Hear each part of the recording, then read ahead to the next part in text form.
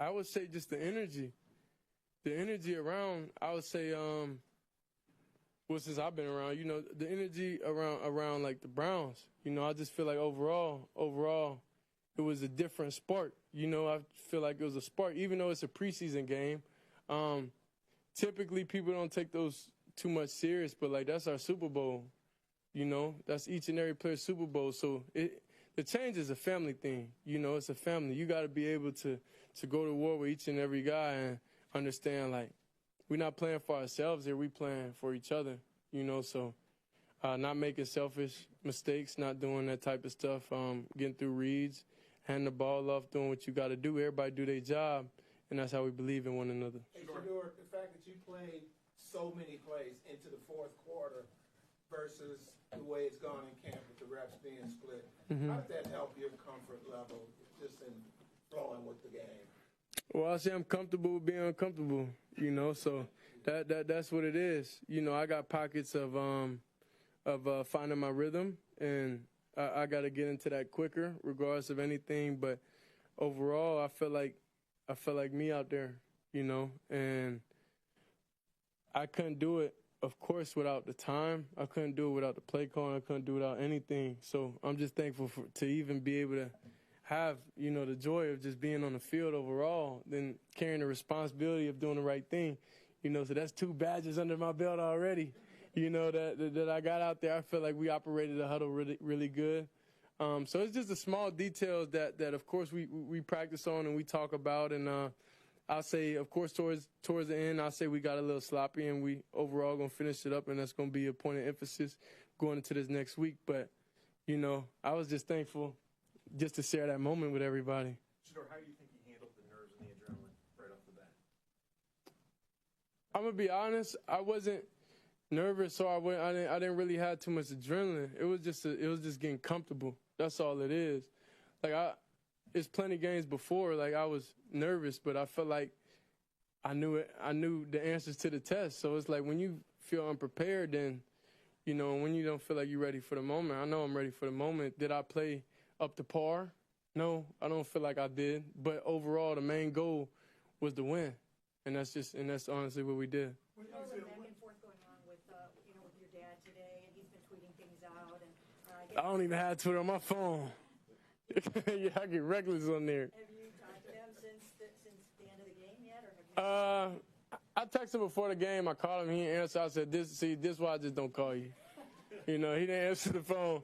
He didn't answer the phone when I called him. But they have their own fall camp going on and everything. So, I forgive him a little bit. But he sent me a voice message that's pretty cool overall. I don't know if it's still on my phone, but overall, like, I'm just thankful, just for the opportunity. And there was so much talk about you not getting. I got you, Nick. There was so much talk, especially leading up to this week when it was announced that you were going to get the start, that maybe you were not prepared enough because of the limited practice reps, and you kind of alluded to it. But what would you kind of say to that message? To previous to camp, that maybe people think that you weren't put in a position to succeed because of the limited practice reps and the way it's been. I mean, I think overall in life, I don't want anybody to make excuses. I feel like making excuses for whatever situations, like you ask God for something and it's there, then you're going to complain about it. So it's like, it's 2 ways you could look at it. You could look at it and be thankful and take full advantage of the opportunity, or you could look at it like, dang, this is what I've been asking for, I'm not prepared. So I'll say I've been able to sleep good at night, knowing I was playing. I didn't know I was playing till, I don't know, one of the days that was close. And then I just prepared it as normal. But it was definitely that switch and it kicked in. And when you out there on the field, it's different. Like, you understand, ball's ball. The ball never been a problem for me. It's, whatever optics or whatever everybody makes up after outside the game. But in the game, y'all kind of know who I am. Did you feel like you? When did you feel yourself settle in? Do you remember when? Was there a particular throw? You made a lot of, a couple of really great throws. When did you feel yourself really settling in? I can't be specific. I don't know specifically when. I just know the feeling overall. So, and that's really the most routes I threw to all the receivers. So I really didn't know how someone came out the breaks and everything. So that's why I feel like point of emphasis this week is you know, just be prepared even more, because I feel like I was straight, but I feel like to be where I want to go, I don't think that was good enough. You walk us through those 2 touchdown passes. I don't even remember the play, honestly, right now. Why do you say you weren't up to par? I mean, incompletions. There's incompletions out there. I know that I know, you know, I'm able to complete. That's the only thing. You remember that one-handed, or that pass you threw to the college one-hand Yeah. downfield? I guess, what did you see on that play, and to see him make that catch, I guess, what was that like? Because you had a connection with him over the course of camp. Yeah, I'm just excited for all of them. I gifted a lot of receivers the prime DT96s. You know, a couple of them had them on, so I just gifted a couple of them, like the main receivers going into this game. You know, I gifted them some cleats. Some wore them, some didn't. But I was like, okay, this is just my little appreciation gift to them, because they don't be having a lot in stock. So I couldn't do everybody. I wish I could, but yeah, it's great knowing that he's able to come out here and put on the show how he's supposed to. You know, and how we know he can. But you know, we still need a couple more receivers and them to be able to get off. But the way we was able to run the ball and how the running backs were running, they was running physical. You know, and the line was making their blocks and not letting people get back there, so I was thankful. That one to Luke, did you know that it was good where it left your hand? Yeah, that's what I'm saying. It's a feeling. The first one I had to 22, it was like, but it wasn't me. You know, so that's when it's like you know it like internally. I don't know, what do you do for a hobby? Like, what's your hobbies? I'm a bad golfer. But you know when you're gonna swing a good one, though. You know when you swing it, it's gonna come out right. So. You know, that's it. Hey, Shedeur, when you think about the open competition, as it's called, how do you process that? And do you feel like you really have a fair shot to maybe win the job? See, I just think about when I get out there, just doing what I got to do. You know, everything else is not in my hands, so I worry about it. That's like, I don't know. I just don't think that deep into everything, because it's nothing you're going to be able to control. So why put energy in something that you can't control?